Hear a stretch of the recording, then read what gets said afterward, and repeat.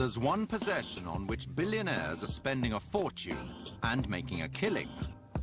Property. Penthouses, stately piles, fairy tale palaces to leave no one in doubt who's king. They're building fortresses. I like to refer to them as embassies. Fortunes are lavished on their transformation. We passed through a house in the country the other day, and it had 2 swimming pools off the bedrooms on the top floor. Why 2? 1 for each child. Ask a silly question. These people live very peripatetic lifestyles. They'll often have 5, 6, 7 houses. They don't actually live anywhere, which means that they don't make friends with other people because they're never in one place long enough. There's a sense of impermanence in a lot of their houses because they don't invest in their lives in the same way that we do. It's just stuff. It's all tradable. These are the most coveted houses in the world. But to many billionaires, they're not so much homes as appreciating assets. I can think of one client who has multiple properties, one in the country, and every morning the housekeeper makes sure that the flowers are fresh and the water in the vases is clean, and the driver and the handyman make sure that everything's working. And the employer has never slept there. There's one city that attracts the international super-rich in their droves. London. London's become the sort of billionaire capital of the world. Their wealth has accelerated at a rate that one just simply couldn't believe was possible 15, 20 years ago. The rich are getting richer, and certainly that gives them opportunities. They're buying more and more properties around the world. The biggest draw for London to super billionaires is somewhere to park money. Let's invest it in property. It's so buoyant at the moment. London's such a bubble. Today, London is a home of sorts to over 100 billionaires. When everyone is moaning about overseas people buying in London, this is not bad. This is a sign of success. Just look at the skyline now. With all of these buildings, they weren't here 15 years ago. Waves of excited foreign buyers sashaying into the UK property market have created a whole new class of real estate. It's known as super prime. They're queuing to snap up top-end British real estate gems, like this £25 million mega mansion in North London. The gardens are exquisite. It's got a magnificent little lodge as you come in. It's got a guest house. It's got garaging. And, of course, it's got a 9-hole golf course, which I don't think many houses have in prime central London. At 20,000 square feet, there's enough room to swing a tiger in here.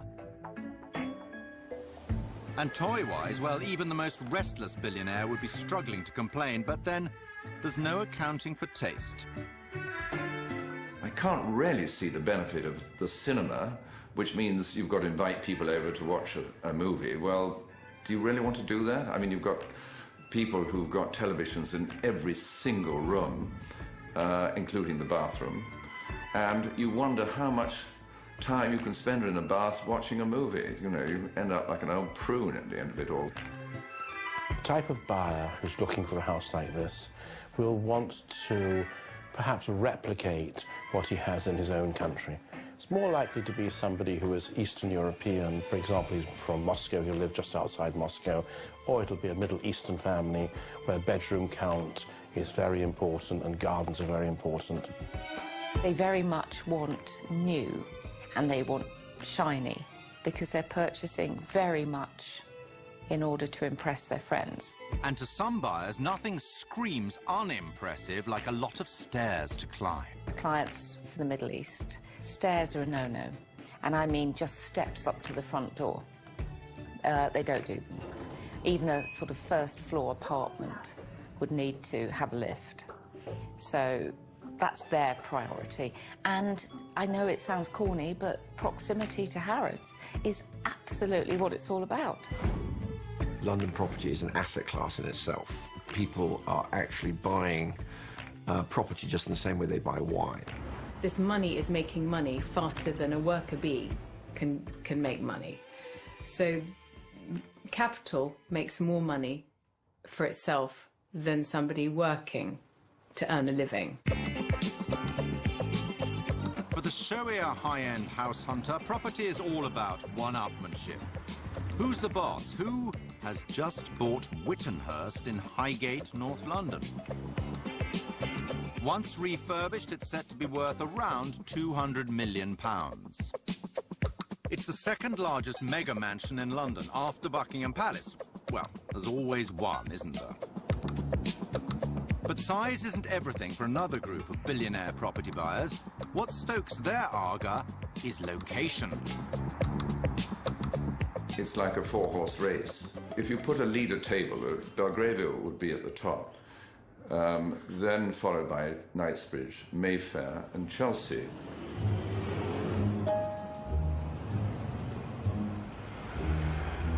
Andrew Langton has been selling London super prime for nearly half a century. If you are approached by a buyer who says, I want to find a house with scale, volume, important location, you've got to say, well, Belgrave Square is right at the top of the list. I mean, like Seaford House over here, I mean, that is as fine a house as you'll ever see anywhere in this town. Over the last 10 years, you've seen a dramatic rise. I mean, I remember selling a house on the south side for no more than about 16, 17 million. And that house today has obviously appreciated by at least 50 to 60 million. This gradually will be known as Billionaire Square. Ordinary mortals buy to live in. Billionaires buy to leave alone. I don't think I have ever bought a property for an uber-wealthy person. 4 weeks of the year. One of my clients has this as an amazing estate with huge acreage, stables, full staff all the time. They were in the country 12 days last year. I have a concern that London is going to be an enlarging ghetto of vacant properties. Like these vacant North London houses on what's known as Billionaires Row. I've seen examples of that, particularly in Hampstead, where one owner had about 7 houses and there were more butterflies flying around that house than there were people because of the amount of buddleia growing out of the roof. A very rich person once told me when he was explaining his elaborate plans to move around the world, he said, in this milieu we travel. I don't think that there is that kind of heart of the home that we have. In my house, everybody gravitates towards the kitchen. To me, that's home. But I don't think that the ultra-rich necessarily have that. Coming up, when property gets extremely expensive, even for the very wealthy. The Venetian Palace is obviously one of the most expensive properties on the planet. Almost 100 million euros is a lot of money, even for very, very rich people. And billionaires on the up to 7-star hotel living in the sky. You live in a fortress of great wealth, and you keep out poor people.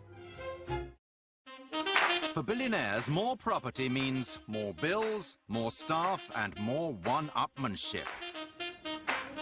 And nowhere is this competitive element fiercer than on the French Riviera. So when the super-rich go house hunting, they need the help of Sotheby's own Alexander Croft, Monaco realtor, multimillionaire in his own right, and a man who knows firsthand exactly what billionaires are looking for. I think I may be the ultimate estate agent in that I live a lifestyle that's very close to the lifestyle of those clients. I really do understand them. I have 5 homes in 4 different countries. I'm certainly not super rich, but still I have this little collection of homes. I also like cars, which are very nice toys, and I keep them here in the country house to play with. So my English side again, I got a Bentley, an Aston, an old Jag.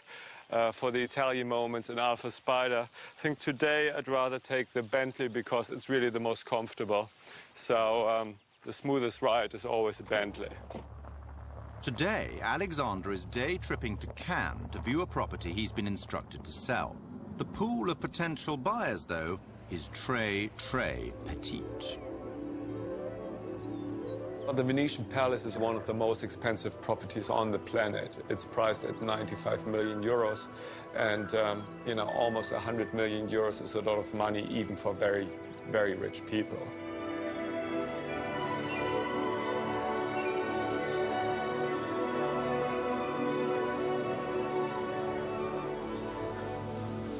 The Venetian Palace is based in one of the best areas of Cannes. You're overlooking the entire coast, you can see the sea, so it's in a very privileged position on the Côte d'Azur. Alexander, how are you? In a scene straight out of a Christian Dior advert, Alexandra is given the grand tour of the property by Sotheby's colleague Pascal Monti. Yes, this is a Palais des Nations. Wow. Pretty amazing, isn't it? How big is it in total? In total, we have like 3,000 square meters of living space. Wow, okay. That's 32,000 square feet, or 34 times bigger than the average British home. So it is pretty nice plot. So this is the main reception area? Yes, this would be the main reception. On one side, we could have like the living room. On the other side, like a dining room, depending on the need of the client. This vast, wonderful space is silent now, and is likely to remain so even when it's eventually snapped up. What this new class are is they are sort of super beings. They don't actually live anywhere. I call them, you know, cosmocrats or globos, kind of these global citizens with multiple houses, often multiple nationalities. So they don't actually live anywhere, which means that they don't make friends with other people because they're never in one place long enough. The socialising that does go on at home is between work clients, so it's clients coming in for dinner, and that's quite a formal occasion. It's very much an entertaining sort of feel to the evening, rather than friends getting together for a curry. Thank you. Wow, what a view. This is pretty amazing. Koi? This is Koi, yeah. Yeah. Sure. So I have a question for you. Tell me.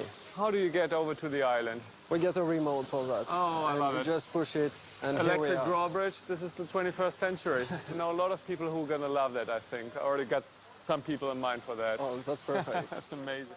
A drawbridge. Even out here in the epicenter of one-upmanship, it's an impressive flourish. I think for the super rich properties, real estate is very important, because real estate is also an outward expression of your success, of your standing in the world. There's quite a lot of, you know, competition and rivalry between the super rich. For many people, it's a question, you know, am I at the best address? Do I have the biggest property on the Cap Ferrat in southern France? Do I have the biggest house on Eaton Square? Do I have the biggest penthouse on Fifth Avenue? As if it would be perfect property for a Russian buyer, for example. Yeah, I do think so too. They love always newer properties with all the gadgets, with all the extras, and a lot of space as well. Yes, exactly. Maybe also by like a Middle East investor from as the well. Middle East, yeah, absolutely. Qatari, perhaps. Well, this property obviously is designed to impress. This is designed to awe. And I think when one arrives here, just, you know, the scale, the proportions, the layout, people who will love it, there will also be people who hate it. The cleaner for starters, and probably the bloke that mows the lawns. Once again, huge property, huge commitment. I do think there's stresses to having several houses. Even if you have 17 PAs and house managers, that ultimately you're going to have to take the call that the hurricane has just swept your island down. The super rich have problems that no one can understand, except they're equally rich social competitors. So it means either you can't talk about the things that you do in your life because a person is going to resent you, or say, or worse, they might make fun of you. And the super rich live in fear of being made fun of. So what do? You surround yourself, you go to St. Moritz, where everybody is just like you. And then you talk about the problems. The main conversations amongst the rich is the problem of having to pay tax. Paying high rates of tax is, of course, a high-class problem.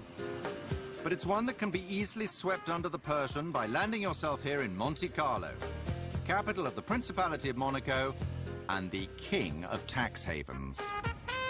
As a result, it's top of the league for its property prices. Monaco is the second smallest country in the world after the Vatican. So obviously, you know, growth has to be upwards because there's no other way. Square meter prices in Monaco are amongst the highest, if not the highest in the world. They start somewhere at 30,000 euros, but can go up all the way to more than 100,000 euros per square meter. So why would anyone want to swap a palace in Cannes for a mere penthouse in Monte Carlo? For the super rich, Monaco really has a unique appeal because obviously you have the tax advantages, but frankly there are many tax havens around the world. Almost nowhere else in the world you are as safe as you are in Monaco. You can wear your jewelry, your watches, your car without any problem, without thinking twice. Hello, Deborah. Hello, How are Alexander. you? Alexander has recently added this Monaco apartment to Sotheby's books. Wow. So they just completely restored the apartment, that's it? Exactly. Okay. This is something rare, you know, a nice contemporary apartment like this. Very nice pieces, very good art. I love the mixture. It's really unique. Wow, that's what I call a view. I mean, this apartment is amazing because you look really in all directions, right? You have Italy over there, you have the sea there, you have the yacht club over there. I mean, all the landmarks in one building. So, I mean, I think this is an apartment that appeals almost to everybody, right? It's perfectly renovated. The size is... Yeah, it's huge. very I mean, raw. from Monaco, 500 square meters. That's just over 5,000 square feet. The kitchen's a little bit special, but there are only 3 bedrooms. Still, the master bedroom has his and hers dressing rooms and a bathroom that provides the unique platform to show the whole town that size isn't everything. You see this view? Well, if you take a bath here, it's like swimming in the sky, isn't it? I mean, blue everywhere. Doesn't get much better than that. What do you have here? You have... Concierge, Concierge. You have a pool. Pool. You have a small restaurant next to the pool. All right, okay. And we have shops next to the... Okay, next to the, parking the building. spaces. Parking space and cellars, Yeah. of course. Yeah, okay. No, I mean, definitely, I think 40 million easily. Come again? 40 million easily. 40 million euros for a 3-bedroom flat is the astonishing price of tax avoidance for the Monaco-bound billionaire. But in this 6 zeros world, massive financial hits are simply another cross to bear. The global ghetto of great luxury which the very rich live in, it's a form of security. It's like a fortress. You live in a fortress of great wealth, and you keep out poor people. They are increasingly living in a bubble. They're very lonely. I mean, that's, I think, one of the key things that we've noticed. I mean, they're in their gilded cages, and they have everything they can possibly want, but they don't exactly have a life. Coming up, billionaires dig deep, for when you run out of space in London, the only way to go is down. You find the leisure centre, the swimming pool, the gymnasium, the cinema. Sauna, steam room, plunge pool, and an art store. I mean, obviously, everybody has to have an art store. About half the road disappeared into an enormous hole. It looked like a bomb crater. We were frightened that the house was really unsafe and that we were going to wake up in a pile of rubble in the morning. Super prime property in central London is mostly old, beautiful, and protected. Even the high rollers can't build high-rise, and this vexes them. So they're digging down to create hidden treasures. You know, I was driving down one of the prime West London streets the other day, and the whole square was just a sea of skips and hoardings at ground level, because every other property was digging down. It's the latest form of competition between the super rich. You can hear the drilling all the time because everybody's creating their iceberg houses so they can make a 10 million or a 15 million pound mansion into a 20 million or a 25 million pound mansion. Bigger is better, and biggest is best of all. Well, I think basements are a bit like comparing penis sizes, you know, in boarding school. That it's basically about the size of your house. They're building fortresses I like to refer to them as embassies. There is definitely a trend whereby people aspire to basically create a personal embassy. The underground emporiums of the super-rich often have facilities that rival the top London health clubs. Standard must-haves for a basement would be the swimming pool, spa, sauna, a cinema, hairdressers, the must-haves. Some of the swimming pools we've done 8 metres, 24 feet length by, 12, 15 feet wide. So they're not small swimming pools. One that always springs to mind is the one that has a 10-metre high diving board into a swimming pool in the basement, and that's in a very central location in London. That's a dive through 2 floors of the average London home. And if you're swimming in cash, you can raise or lower the depth at will. We had one client whose children were majorly into water polo, so you need the pool at a different height, so the floor goes up and down. That way the children can play around almost as a paddle pool, or the floor can go all the way down and they can use it as a full swimming pool. I've seen lots of cinemas in basements. It's a common thing. Media rooms, they're not called cinemas, media rooms. An ice room, sauna, massage rooms, changing rooms. Bowling alley, squash court. The basement was 5,000 square foot, and it was exclusively to be able to display their artwork. We put disco dancing room. We've put a few of those in, actually. Staff quarters, don't ever underestimate staff quarters. That's seriously important. Oh, garages are very important because you can't park in England, in London, so people like to have 8-car garages if they can get it, with lifts going down into them. One of our clients jokingly said it would be quite handy if he could have his own entrance onto the platform of the district line. They've got everything. You tend to think, well, it's sort of now totally out of control and ridiculous. Soaring property prices mean that mega basements are worth a fortune to the super-rich. But the price, sometimes paid by their neighbours, the merely wealthy, is immeasurable. Claire Latimer has lived for 22 years in London's celebrity-rich Primrose Hill. She became a victim of iceberg housing when her next-door neighbour began digging down in May 2012. People want extra bedrooms, family expanding, and they don't want to move. I'm all for that. But gyms and swimming pools and Odeons, why not go to the local Odeon? Why not go to a swimming pool? Why do you have to have it in your house, of which most of these owners seem to be very fat, and I don't think they use any of these things anyway. 3 months after the work began, the house next door fell down.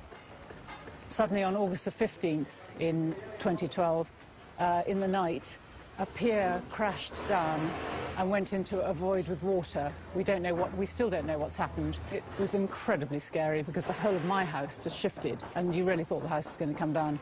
And it cracked every room in the house. There isn't a house there apart from the roof. That's the only thing that's left. I've had 2 years now with just one brick out into the elements of the air on the whole of one side of my house, which is my main room and my bedroom. So it's been freezing cold, the damp comes in, my clothes have got mould, my shoes have got mould, the heating bill's been drastically more. The other thing which is really sad is once this is done in possibly a year's time, which will be 4 years, then we'll have to move out to have our house repaired. So it's going to be a 5 or 6 year hassle, I think. I can't move, I can't rent the place, you just have to wait. Oh, God. They are your worst nightmare. One single household can inconvenience an entire neighbourhood for up to 2 or 3 years. If he had come to me at the beginning and said, I have wrecked your life, I'm really, really sorry, we'll put this right, blah, blah, blah, I would have had a very different attitude, I must say. In neighbouring leafy Hampstead, where house prices average around £2 million, a support group has been formed to lobby against iceberg homes. I bought my flat 25 years ago for a pittance. I am property rich. And cash poor. In Peter Symonds Street, there are 5 mega basements in a row. They're like boys' toys. And Yes. everybody... You've got a swimming pool. Oh, I want a swimming pool. No, only I want a bigger swimming Only pool. I want a bigger swimming pool. I'm looking at a mock-up here, fascinating mock-up of an iceberg house. And it goes down 50 feet, 4 levels. That's amazing. We have a ballroom, a 45-foot swimming pool, a hot tub, massage room, sauna, steam room, plunge pool, and an art store. I mean, obviously, everybody has to have an art store. Even if there are 4,000 letters of objection from every single house around him, and 3 roads will be closed for 2 years, and so on and so on, there is nothing in current planning law that enables the planning committee to say, no, you can't dig your double basement. It's beyond. In 2013, the Borough of Kensington and Chelsea received 450 planning applications for basements, almost a 1,000% increase in just over a decade. This street in Prize, Belgravia, has been the home of the Hugh Williams family for 17 years. A house here will cost you around £5 million, but not perhaps this one. Every night I was waking up at 3 o'clock in the morning worried that the house was going to collapse. In October 2009, Michael and Ali Hugh Williams learned that there were plans to almost double the size of the house next door by building underground. One night, it really sank in. So the skip was on the road here, parked on the residence parking bay, which had for weeks and months been used by the builders. It drops right through the road. About half the road disappeared into an enormous hole. It looked like a bomb crater. And then vast quantities of water started to pour uncontrollably into number 5 and into the well down in front of our house and then ultimately into our kitchen. The skip was soon retrieved, but the water damage it caused to spread up through the house, dampening everyone's spirits en route. We were frightened that the house was really unsafe and that we were going to wake up in a pile of rubble in the morning. And if at all, I've had a couple of emergency engineers to visit in the night at the beginning when the ceiling started to bow and the floor dropped. But they've reassured me that it's okay. But at every step, we've been experimenting, so we didn't know if it was okay and whether or not we were going to be killed in the night. The estimated cost of repairs is £350,000. But there's another problem. Next door has been sold. The offshore company that used to own it has been liquidated. It seems absolutely ludicrous to me that the house itself or the original owner cannot be traced. He's just walked away. The people who are building double and triple basements do not live in London and do not plan to live in London long enough for you to throw things at them when you see them. I don't think any of them ever use them. I think they know that they're like trolls lurking in caves down there. So they only really do it because they can and because it means their house will be worth more money. Coming up, how billionaires are replicating the world's most luxurious hotel suites in their own properties. They're really like 5-star hotels, which are serviced all the time. They want it to be unlike what they see in anybody else's house. Oh my gosh, I'm spending the 1,500 for one place setting. Excellence is what they want more of. They want them to be an Uber hotel. From the outside, prime London real estate looks much the same as ever. But behind these facades, the super-rich are transforming their property on an epic scale. What the super-rich have been doing is trying to turn London townhouses into mansions. One by one, every single house is growing by a third, or doubling up, or the recent trend is you buy 2 houses next to each other, and you knock them through and create one larger house. I think in Regent's Park recently, and knocked 7 houses together.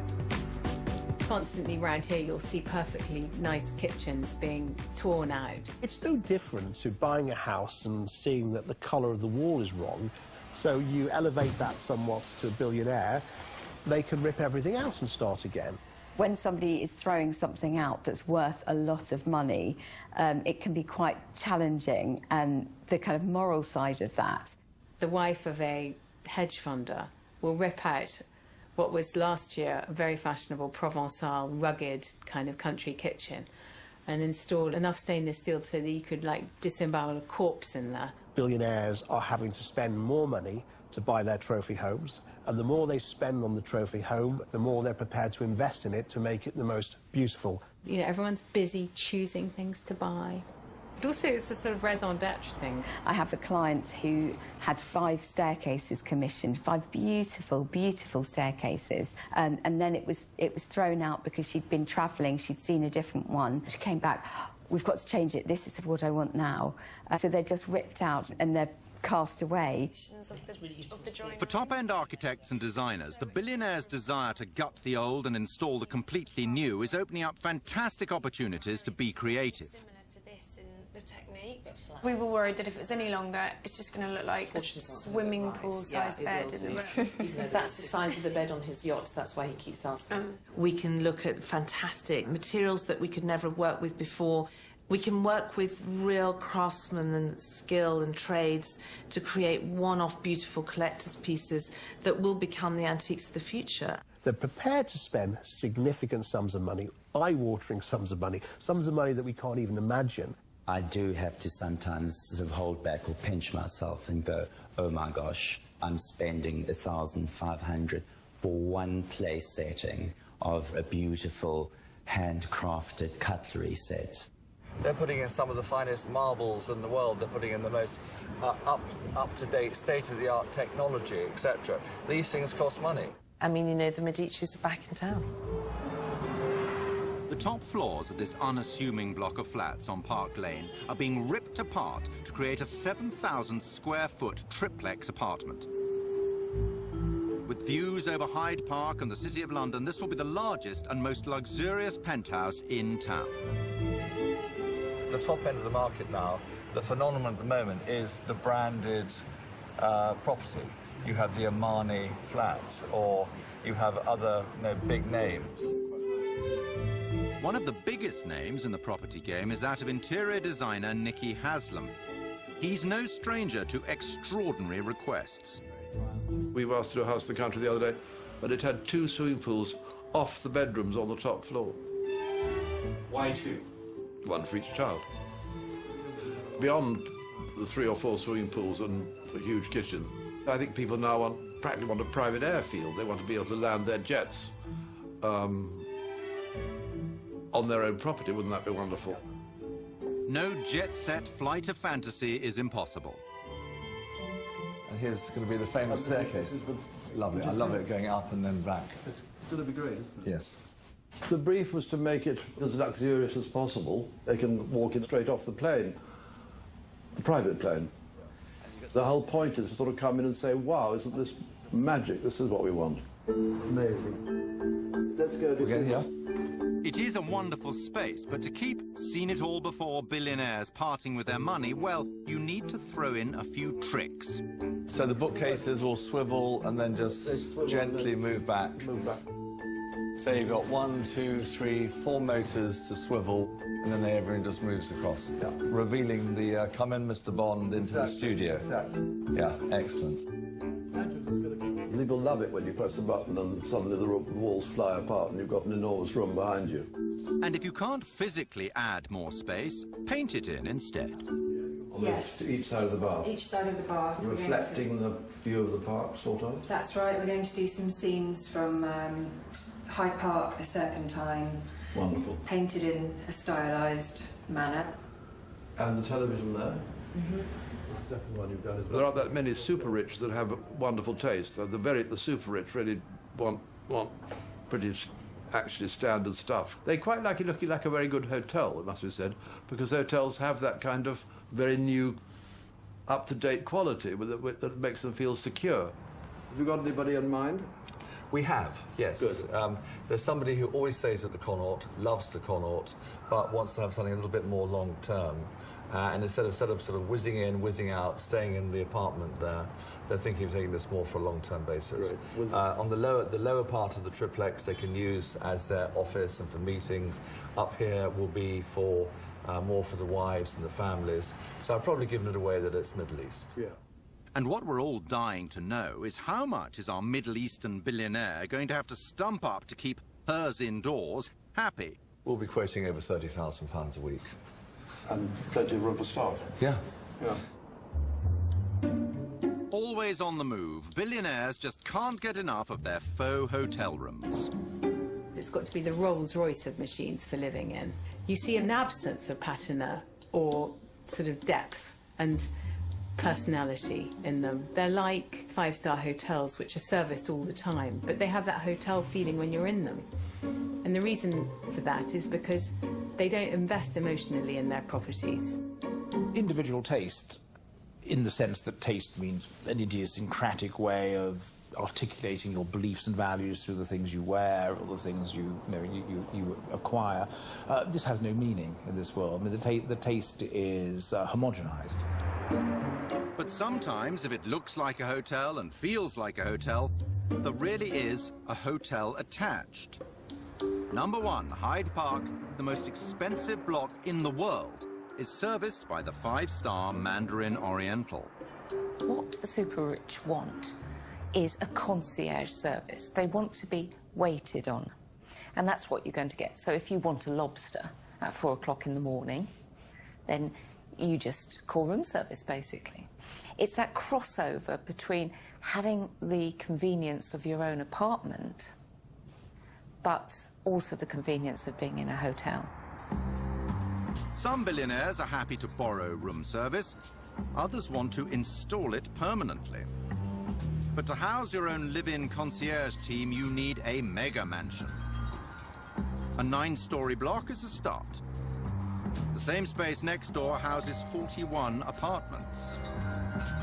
Here, the 18,000 square feet is being made over into a home for just one family by celebrated designer Karen Howes. So, Leroy, I just wanted to, while we're on site, chat to you and Helena about the ceilings here, because I know how much work's gone in restoring them. I just think we can make some of the detail pop a bit more. So you say 18,000 square feet, but what that doesn't deal is with the sheer volume of the space that we're looking at here. And a lot of our clients are looking for really fabulous ceiling heights. You know, that is another sign of luxury and, I suppose, wealth. So, family room, which has just got fantastic ceiling height. This is going to be our glass panelling here, isn't it? We're doing another project for him overseas, and we're also talking to him about a yacht. So this will form part of a portfolio of 6 or 7 properties for him. And then I know we wanted to have a look at something in his dressing room through here. It looks fantastic. And that'll be uplit all the way along the sides. Chandelier in the middle. So we were thinking of adding these freestanding display units, watch winders, glass tops. He'll definitely want that. A lot of our clients have a collection of watches. They don't just have one. They work on a system where they need to be rotated. So what we will do is incorporate a tumbler that actually gently moves the watch and make sure that when they want to put the watch on, it's ready to wear. So I think this is very much an upstairs-downstairs house, so we're going to have, obviously, staff in the basement, but also in accommodation on the top floors. We're talking about a household staff of about 10 when they're in residence. So this is family room, cinema room, and then kitchen and staff, isn't it, through here? It is a family home, so we are incorporating things for the children as well as the adults when we're doing the design here. We're talking to him about putting fish tank in the basement. His son has is looking at miniature sharks. We're just talking to experts about that. And then through to the cinema room here, which is where we're going to put the popcorn machine, isn't it? I suppose the biggest challenge for us is how we incorporate all of the technology without anybody seeing it. So televisions are hidden behind walls, behind paintings, sliding doors, moving mirrors, but still keeping that classical elegance. That's the real challenge. It's not just hiding the technology that's a challenge. It's making sure they can operate it. Some clients, when we first meet them, tell us about the disaster that they've had in their previous project, where after they'd installed all this amazing technology, the thing didn't work the way they expected it to, and they became very anti-technology, and they want to get back to simple buttons where you press a button and a light comes on. We've got clients who will have their own audio-visual team who will be installing all of their televisions and their sound systems in all of their homes, so they will travel around the world doing that to make sure that it's the same system. So when they land overnight in their private jet at one particular property and they go into the bedroom, they don't have to worry how they operate the various switches to switch on the different lights around the house. Just get a dimmer switch. It's crazy. This is going to be our gym, and then this is going to be our hammam sauna, or sauna and hammam. And you thought they'd forgotten, but no, of course, there's a pool down here too.